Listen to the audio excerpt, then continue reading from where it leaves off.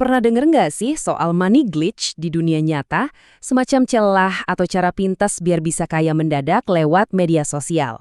Nah, kali ini kita bakal ngebongkar sebuah fenomena aneh di internet yang dasarnya cuma satu, mimpi dapat duit gampang. Ini semua berdasarkan penelusuran mendalam dari seorang kreator konten. Pertanyaannya, beneran ada nggak sih celah uang ini?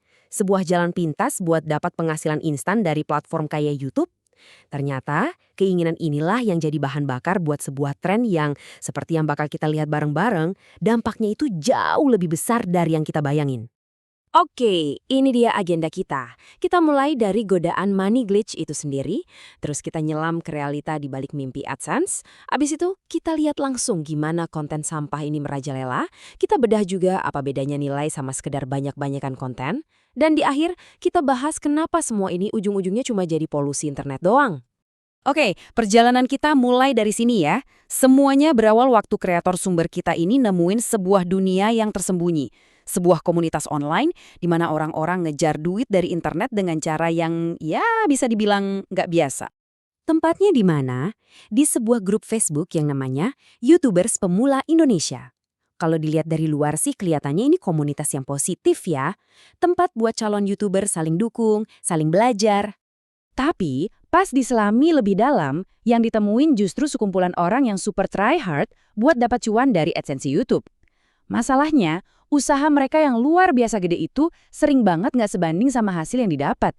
Bener-bener kayak gali lubang tutup lubang. Nah, ini nih yang ngebawa kita ke realita pahit di baliknya.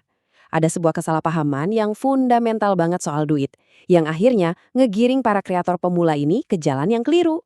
Kreator sumber kita ngomongnya blak-blakan banget. AdSense itu kecil banget, men. Banyak banget orang yang ngira AdSense itu sumber duit utama. Padahal kenyataannya, pendapatan dari iklan aja itu seringnya jauh banget di bawah ekspektasi. Terus, kalau gitu, duit gedenya datang dari mana? Gini, AdSense itu ibaratnya cuma pondasi, gaji pokok lah. Uang yang beneran gede itu datangnya dari sponsor. Dan ini kuncinya. Sponsor itu nyari pengaruh dan nilai yang unik.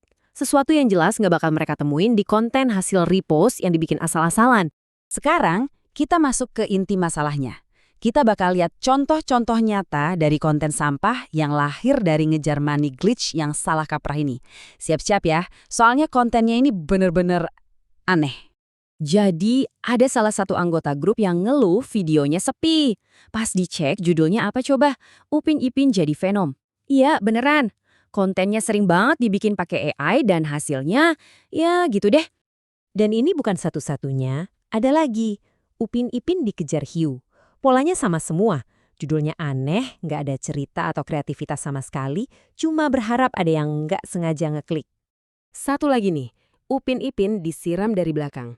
Dari contoh-contoh ini aja udah kelihatan kan, konten tanpa isi dibikin cuma demi kuantitas dengan harapan buta bakal dapat views. Oke, selain konten AI yang absurd tadi, ada satu tren gede lainnya, video reaksi. Tapi, ini bukan video reaksi yang ngasih komentar, analisis, atau ketawa-ketawa, bukan.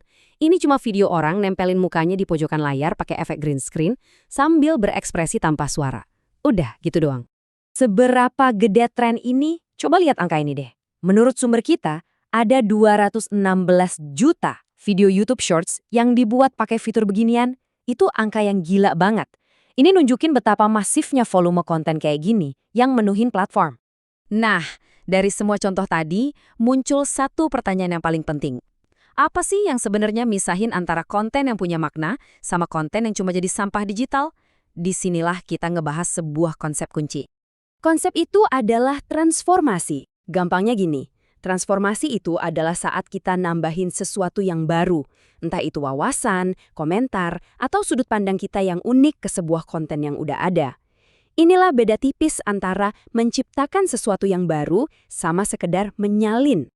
Oke, coba kita bandingin. Kreator sumber punya istilah yang lucu tapi ngena buat metode tempel muka ini, yaitu metode biawak.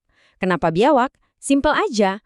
Coba bayangin, kalau muka orang yang lagi reaksi itu kita ganti sama gambar biawak, isi videonya berubah nggak? Nggak kan? Nah, itu artinya nggak ada nilai tambah. Beda banget sama konten transformatif, di mana si kreator itu jadi kuncinya, nggak bisa digantiin sama biawak. Atau pakai kata-kata kreatornya sendiri.